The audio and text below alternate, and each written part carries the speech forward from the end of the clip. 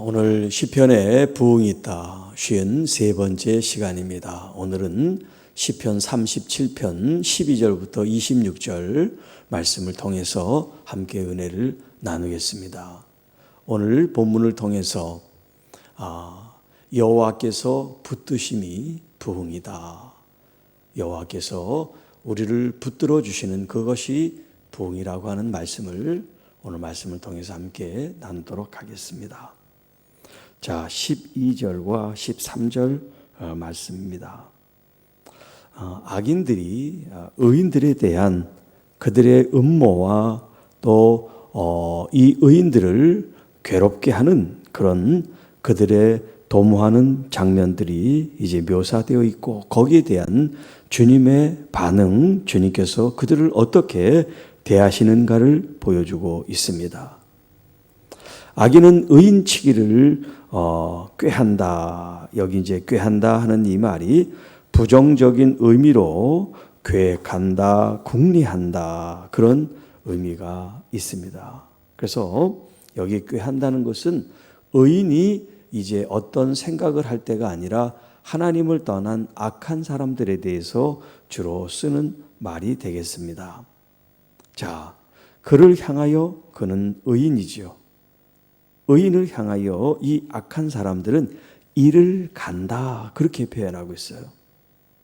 여러분, 이 의인이 이 악인에게 무슨 잘못을 그렇게 했길래 이 사람은 그 의인을 치고 그를 괴롭히고 그를 죽이려고 하는데 이를 갈면서 그 악을 도모하고 악을 궁리하는 이 장면을 묘사하고 있습니다. 여기서 악의 그 폭력성, 또 악의 그 파괴적인 성향을 우리가 보고 있습니다. 악인의 이 모습에 대해서 하나님은 어떻게 반응하고 계신가? 자, 악인은 이렇게 의인치기를 꾀하고 이를 가는지 모르지만, 그러나 여호와께서 주께서 그를, 악인을 비웃으신다.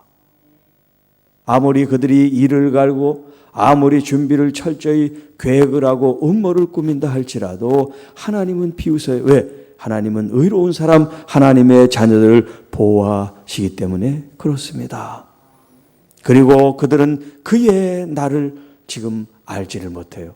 자기의 하나님이 심판을 주시는 그 날이 다가오고 있다는 것을 모르고 이 악을 지금 도모하고 있는 모습을 지금 서로 대비해 주고 있습니다. 악한 사람들은 선한 사람들을 괴롭게 하고 그들을 끌어내리고 자기들이 잘 되는 궁리만 하고 있지만 그 날이 다가오고 있어요. 어떤 날이 다가옵니까? 하나님의 심판의 날이 다가옵니다. 그래서 14절, 14, 15절에 악인이 칼을 빼고 활을 당겨 가난하고 궁핍한 자를 엎드려뜨리며 행위가 정직한 자를 죽이고자 하나.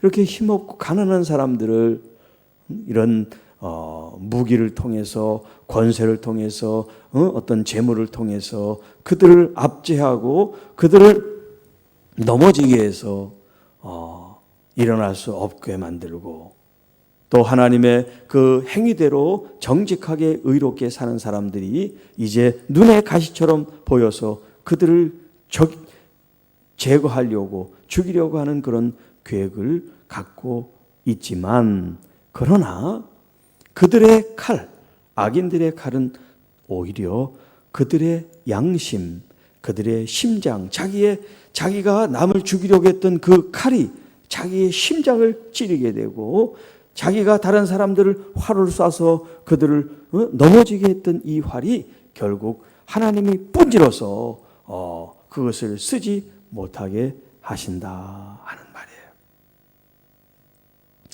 여기 이제 칼과 활이라는 것은 이 악한 사람들의 무기, 그 능력, 그 힘, 파워를 말합니다.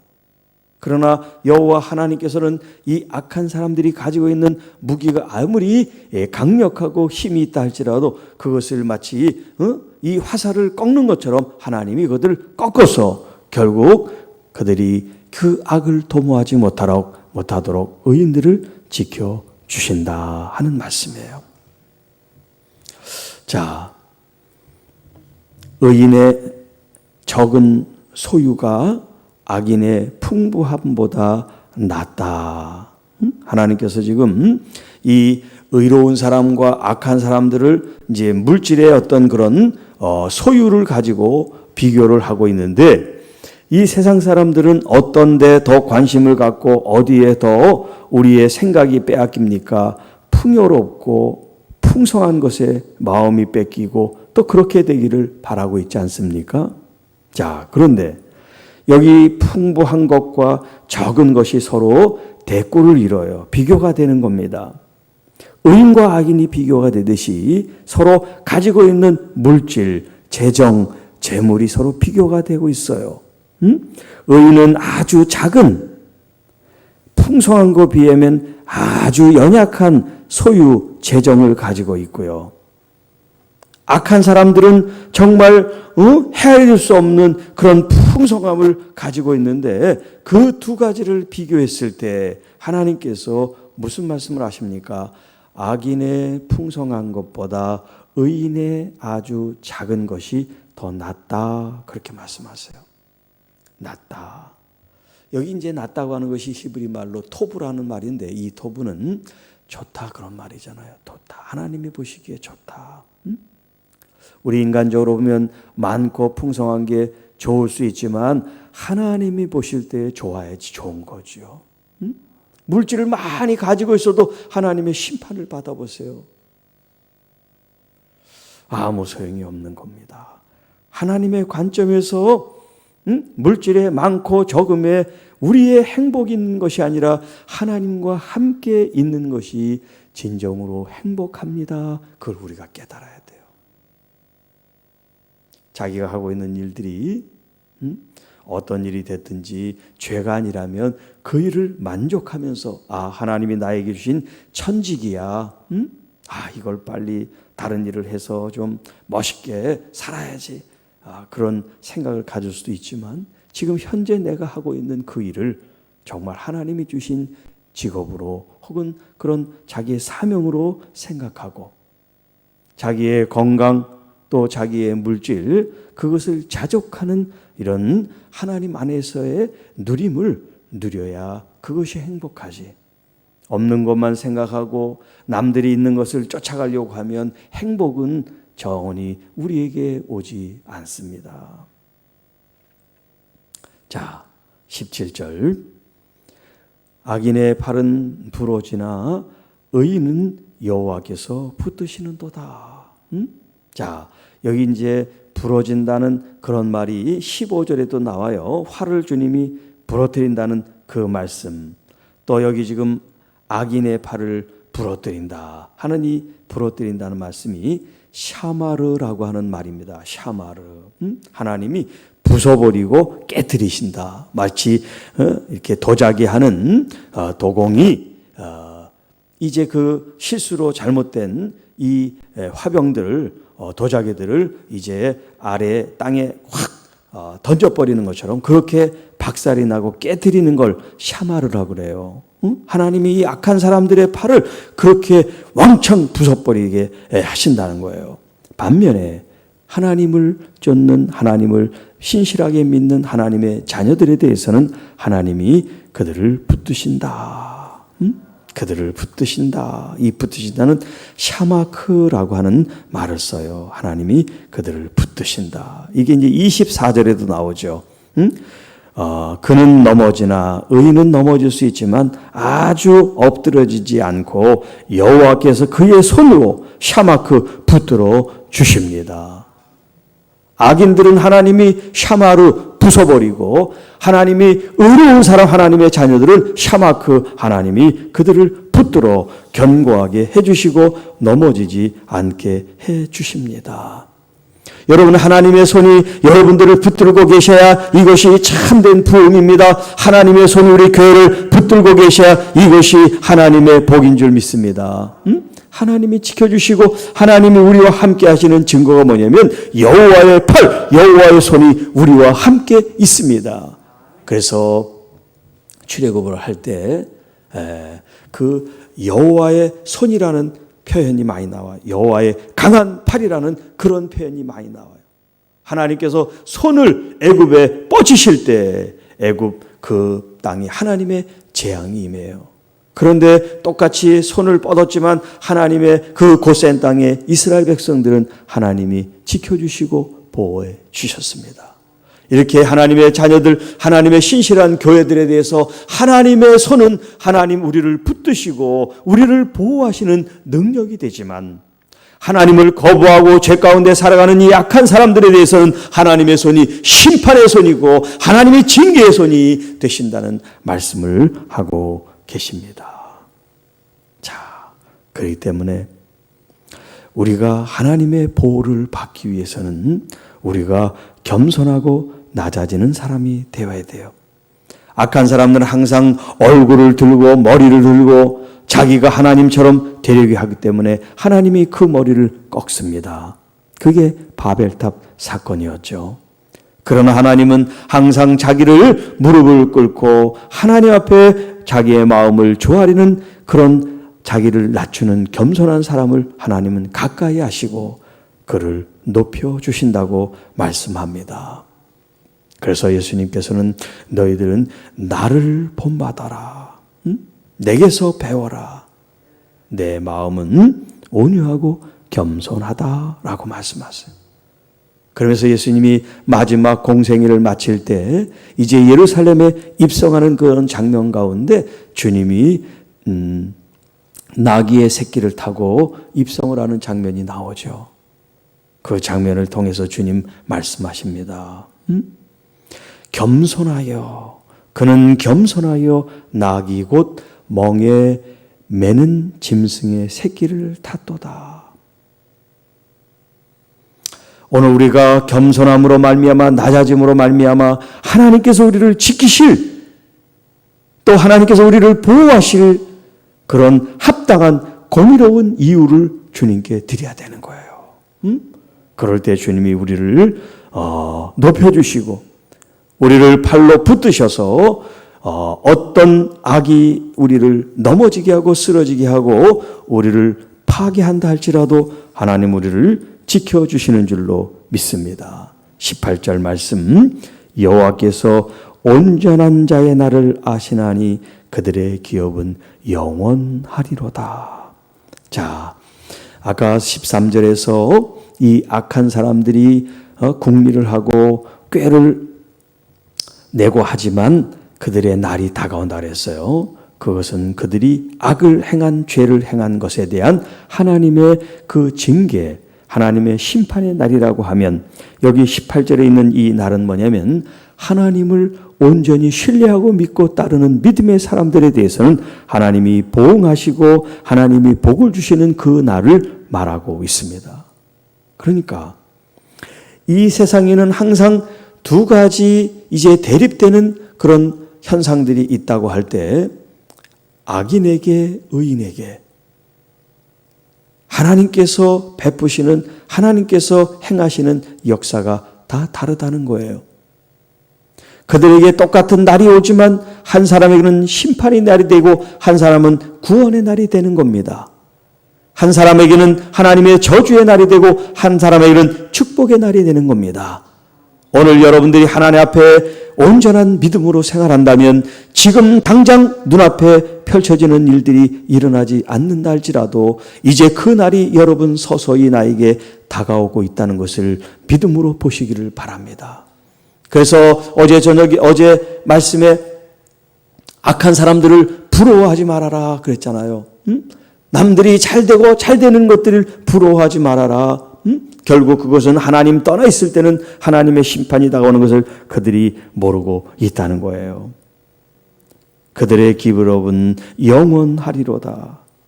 여기 온전한 사람, 의로운 사람, 믿음의 사람, 하나님의 말씀을 지켜 행하는 그 사람의 기업은 영원합니다. 그들의 생업, 그들의 손을 하나님이 지켜주셔서 비록 흉년이 들어도 이삭이 10배 복을 얻었고 야곱은 막대기 하나만 가지고 라반 외삼촌에게 갔지만 큰 때를 두 때를 이루고 그가 다시 금이 하니 하는 하나님의 복을 누렸던 것처럼 오늘 하나님의 자녀들, 하나님의 백성들, 하나님을 의지할 때 하나님은 그런 놀랍고 엄청난 복을 주실 줄 믿습니다. 그런데 하나님의 복을 받는 데는 항상 전제 조건이 있습니다. 그것은 하나님의 말씀을 순종하는 것입니다. 그래서 신명기 5장 29절에 말씀합니다. 다만 그들이 항상 이 같은 마음을 품어 나를 경외하며 내 모든 명령을 지켜서 그들과 그들 자손이 영원히 복을 받기를 원하노라. 여러분, 우리가 하나님을 경외하고 정말 하나님을 신실하게 잘 믿고 그 말씀을 따르는 것은 나만의 문제가 아니에요. 나의 자손들, 내가 그렇게 내 금쪽같이 여기는 내 자식들, 내 자손들이 잘 되는 비결이 뭐냐? 내가 하나님을 잘 믿는 겁니다. 내가 하나님 말씀을 잘 지키는 겁니다. 내가 하나님을 존중하고 경외할 때 여러분, 그 복이 나의 사랑하는 자녀들에게 흘러가고 그들이 그 복을 받게 된다는 것을 기억하시기 바랍니다. 19절, 그들은 환난 때 부끄러움을 당하지 아니하며 그들은 의인을 가리킵니다. 여러분, 환난이 있고 핍박이 있고 권고가 있을 때 하나님이 그들을 지켜줘야 하나님께서 그들을 통해 영광을 받으시지요. 하나님의 교회가, 하나님의 성도들이 환난 때에 수치를 당하고 모욕을 당하면 하나님께 영광이 될 수가 없습니다. 기근은 안 해도 핍절하고 가뭄이 들고 먹을 것이 없는 그때도 하나님은 우리를 지켜 풍족하게 해주신다고 말씀하세요. 그래서 시편 50편 15절에 환난 날에 나를 부르라 내가 너를 건지리니, 건진다는 것은 구원해 주신다는 겁니다. 내가 나를 영화롭게 하리로다. 그러니까 우리가 하나님께 기도할 때 하나님, 나의 삶을 통해서, 우리 교회를 통해서, 우리 가정을 통해서, 우리 자녀를 통해서 하나님 영광 돌리게 하여 주옵소서. 주님의 이름이 땅에 떨어지는 것이 아니라 주님의 이름이 하늘 높이 올려 영광과 존귀를 받으시도록 하나님 나의 언어, 나의 삶을 지켜주시고 역사하여 달라고 기도하시기 바랍니다. 하나님께서 우리를 통하여 영광 받으실 줄 믿습니다. 자, 20절, 악인들은 멸망하고, 시편의 주제 가운데 하나가 뭐냐면 의인들은 하나님께서 지켜주시고 보호주시고 복을 누리지만 반면에 하나님을 떠난 하나님의 자리에 하나님처럼 있는 그들은 하나님의 멸망을 받게 된다는 것입니다. 악인은 멸망을 하게 되고 여호와의 원수들은 어린 양의 기름같이 타서 연기가 되어 엎어지리라. 자, 여기 악인들이나 여호와의 원수나 지금 같은 말이에요. 악한 사람들, 하나님을 떠나서 하나님 말씀을 거역하는 이 사람들이 하나님의 원수라고 할 수가 있단 말이에요. 자, 여기 어린 양은 목장이라는 그런 단어로도 쓰입니다. 그래서 공동번역에는 이렇게 번역을 합니다. 그러나 야훼를 등진 악인들은 목장을 덮었던 풀처럼 시들고 연기처럼 사라지리라. 어린 양의 기름이라고 하는 것이 기름이 다 타고 연기로 없어지는 것처럼 이 목처지의 많은 풀들도 결국 때가 되면 시들고 연기가 돼서 사라지는 것처럼 하나님을 등지고 하나님을 반역하는 하나님의 이 원수들에 대해서 하나님은 철저히 응징하고 심판하신다는 말씀을 하고 계셔요. 자, 시편 92편 7절에도 악인들은 풀같이 자라고 악을 행하는 자들은 다 흥왕할지라도 영원히 멸망을 하게 된다 말씀하세요. 여기 지금 없어진다, 사라진다, 멸망한다 이 말이 다 같은 의미예요. 하나님의 심판이 있을 때 결국 끝장이 난다는 거예요. 이때는 회개의 기회가 없어요. 살려주세요, 도와주세요, 한 번만 봐주세요. 그게 없어지는 거예요. 그 마지막 때를 지금 말하고 있습니다. 그래서 시편 50편 22절에 하나님을 잊어버린 너희여 이제 이를 생각하라. 그렇지 않으면 내가 너희를 찌질이니 건질 자가 없으리라. 여러분, 하나님을 잊어버리면 안 돼요. 하나님을 기억하고 하나님의 말씀을 기억하고 그 말씀대로 살려고 하는 그런 여러분의 영혼이 갈망하고 여러분이 그렇게 주님을 찾는 그런 사모하는 열정이 커야 될 줄 믿습니다. 말씀을 읽고 말씀을 듣고 그 말씀을 행하려는 생각은 거의 없고 세상의 것, 세상의 그 살아가는 일로 분주해서 거기에 내 마음과 생각을 다 빼앗기는 그런 사람들이, 그런 형식적이고 겉으로만 신앙생활하는 겉사람이 풍성한 그리스도인이 아니라 우리의 정말 내실이 꽉 찬 신실한 속사람의 열매로 하나님께 영광 돌리는 그런 주님의 사람들이 되기를 축복합니다. 자, 21절. 악인은 꾸고 갚지 않으나 의인은 은혜를 베풀고 주는도다. 여기 이제 악인과 의인의 그 특징을 소개하고 있어요. 악인들은 다른 사람한테 어려울 때 손을 비비면서 제발 한 번만 좀 도와주세요 그런단 말이에요. 그러나 이제 자기 형편이 풀리면 그걸 갚는 사람들이 아니에요. 내가 언제 그랬냐 하는 사람들이에요. 은혜를 잊어버리는 사람들이에요. 그러나 의로운 사람은 그 은혜를 잊지 않고 은혜를 베풀고 나누어 주는 그런 사람들이라는 거예요. 여기 보통 은혜는 헤세드라는 말을 쓰는데 여기 오늘 21절 말씀 또 26절에 있는 은혜는 호넨이라는 말을 써요. 호넨, 이 호넨이라는 것은 호의를 베푼다는 거예요. 호의를 베푼다. 그러니까 나에게 어떤 은혜를 또 좋은 일을 하지 않았어도 전혀 모르는 사람들이지만 그 사람이 어렵고 힘들고 가난하고 병들었을 때 측은지심, 긍휼과 자비의 마음이 이렇게 움직여서 그들을 도와주는 게 여기 호넨이라는 그런 의미가 되겠어요. 그러니까 우리 그리스도인들은 이 호넨의 정신, 주님께서 주시는 헤세드를 받은 사람은 이 호넨, 다른 사람을 선하게 호의적으로 대해서 내가 알지 못하는 사람이지만 누가 어려운 소식을 들었을 때 도와주고 싶은 그 마음이 드는 것, 그게 호넨이다 하는 거예요. 결국 그런 사람들은 주의 복을 받는 사람들이 되고 결국 이 땅에서 하나님이 주시는 기업 땅을 누리게 됩니다. 반면에 하나님 앞에 의로운 사람이 아닌 악한 사람들은 저주를 받고 이 땅에서 끊어지게 된다. 여호와께서 사람의 걸음을 정하시고 그의 길을 기뻐하십니다. 여기 사람은 의로운 사람을 말합니다.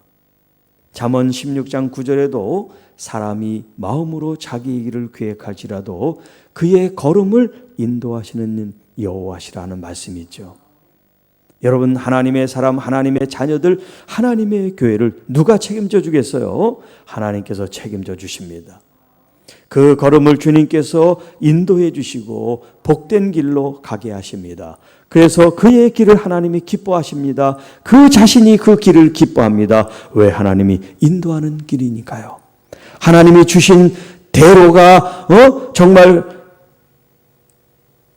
그 카페트에 깔린 그런 꽃이 깔린 그런 꽃길은 아닐지라도 주님이 나에게 주신 길, 주님이 나에게 허락하신 길, 주님의 손을 잡고 가는 그 길은 꽃길이 아닐지라도 그 길은 축복의 길이고 감사의 길이고 복된 길이고 은혜의 길이고 거룩한 주님의 길인 줄 믿습니다.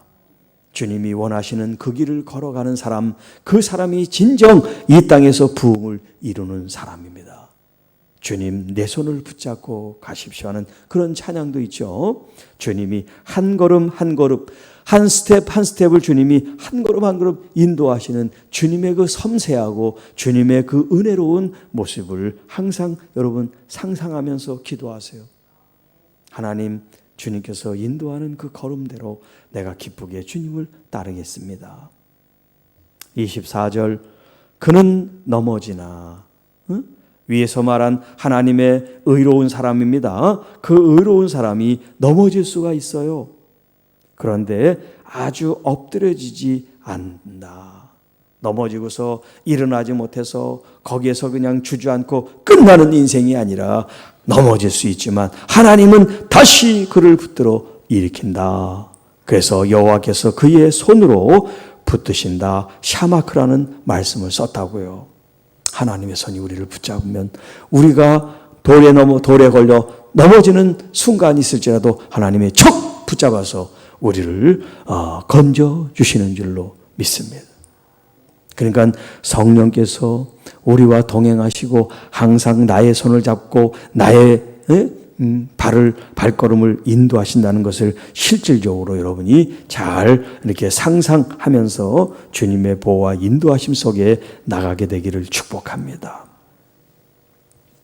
25절, 내가 어려서부터 늙기까지 의인이 버림을 당하거나 그의 자손이 걸식함을 보지 못하였도다.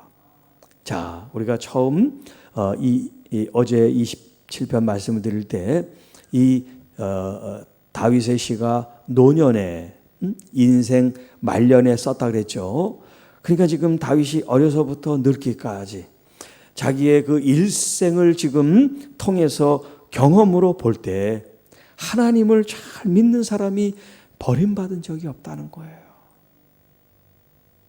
그리고 그 자손들, 그들이 먹을 것이 없어서 다른 사람들에게 꾸고 손을 벌리는 그런 걸식하는 걸 본 적이 없다는 거예요.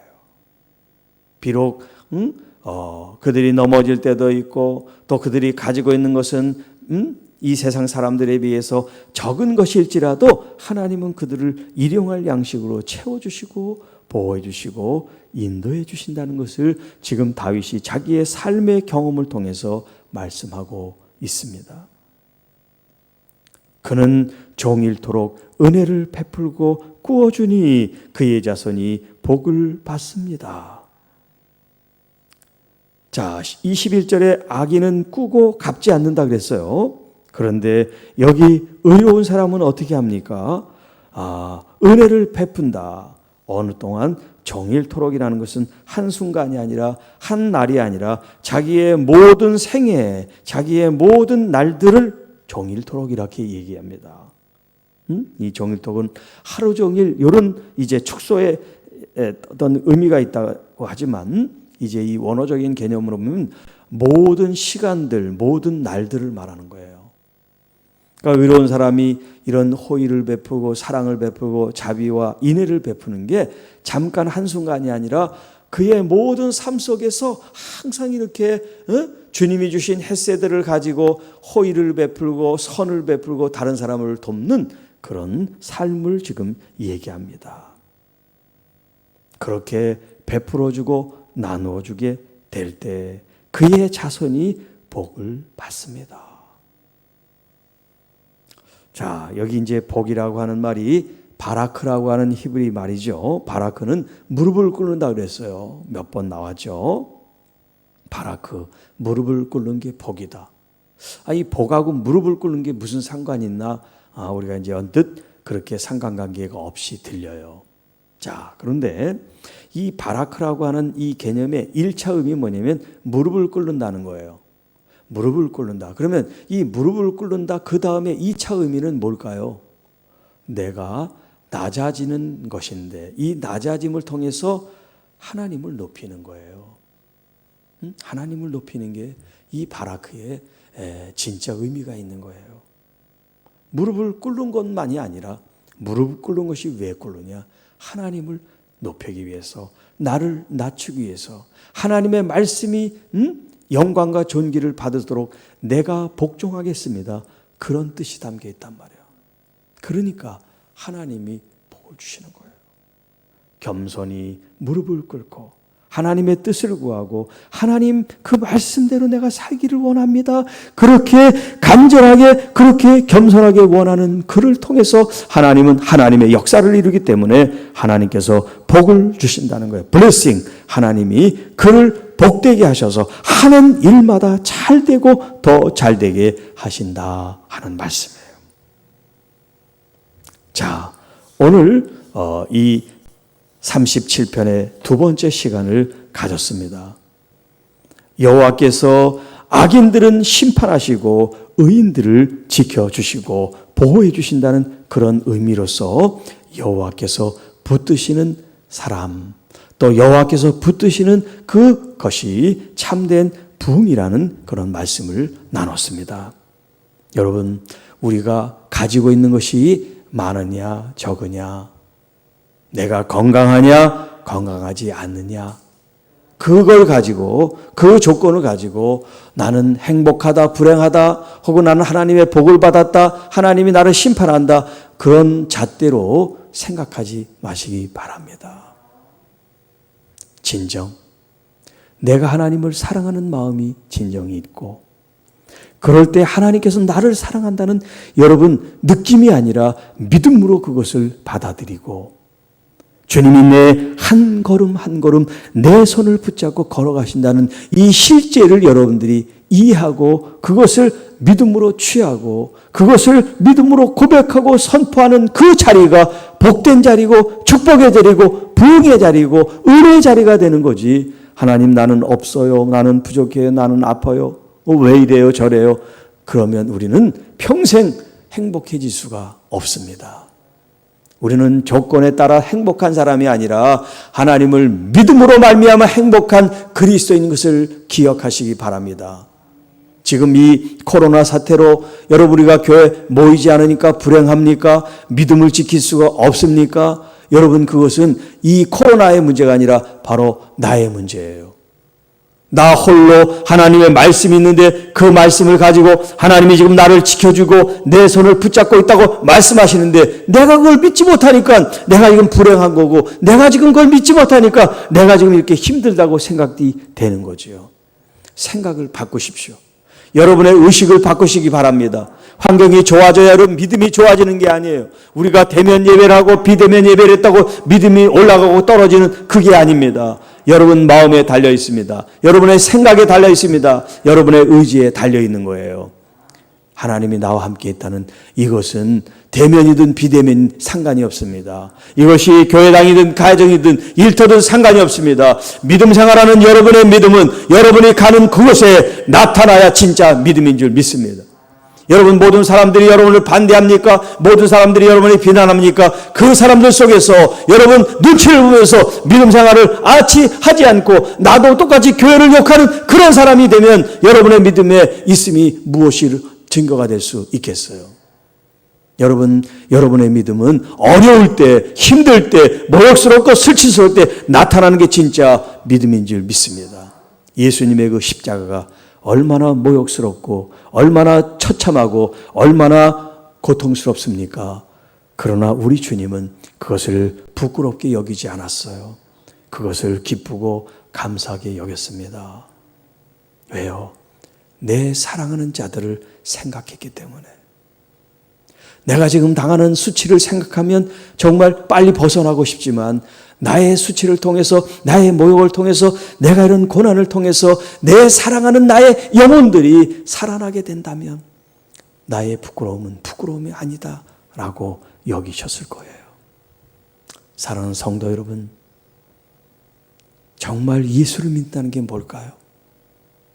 예수 그리스도를 믿는다는 것은 나를 드러내는 것이 아니라 예수 그리스도를 드러내는 것입니다. 그래서 세례 요한이 말했죠.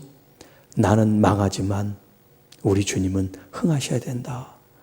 나는 이 땅에 없어져도 되지만 우리 주님은 영원히 그 이름을 나타내실 수 있도록, 여러분, 그런 하늘의 미랄과 같은 우리의 삶이 될 때 교회가 다시 살아나게 될 줄로 믿습니다.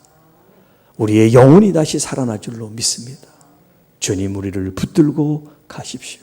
한 걸음 한 걸음 오늘도 주님이 가신 그 길을 내가 기쁨으로 따라가겠습니다.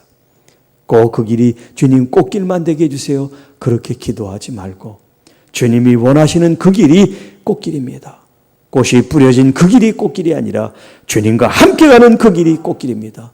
그 길이 축복의 길입니다. 그 길이 은혜의 길입니다. 그 길이 감사하고 그 길이 주님 행복한 길입니다. 그렇게 고백하는 우리 모든 성도 여러분들이 되시기를 주님의 이름으로 축복합니다. 기도하겠습니다. 주 하나님 아버지 감사합니다. 오늘 이 악인들은 악을 도모하고 또 꾀를 부리며 우리들을 넘어지게 하고 우리들을 함정에 빠뜨리고 우리들을 궁지에 몰려고 하지만 하나님은 그들의 칼로 그들의 심장을 찌르게 하시고 그들이 준비한 활을 주님이 친히 꺾으셔서 그 악을